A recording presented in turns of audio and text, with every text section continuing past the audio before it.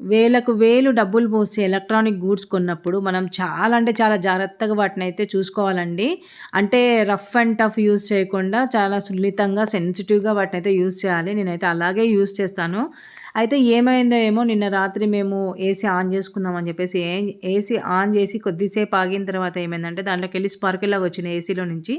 వచ్చి సడెన్‌గా ఏసీ అయితే ఆఫ్ అయిపోయిందండి. ఏమైందో మాకైతే అర్థం కాలే. ఒక 2 నిమిషాలైతే ఏం అర్థం కాలేదు. సరేలే మళ్ళా ఏమన్నా అవుతదేమో, పెద్దగా అవుతదేమో అని జెప్పేసి నేనైతే ఇంకా ఏసీ ఆఫ్ జేసి ఫ్యానేసి పడుకున్నాము.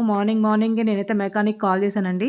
ఆ బాబు ఇదిగో వస్తున్నా, అదిగో వస్తున్నా అని జెప్పేసి 2 అవర్స్ తర్వాత వచ్చారనమాట. తర్వాత ఆ బాబు మొత్తం గూడా ఏసీ చెక్ జేషిండు.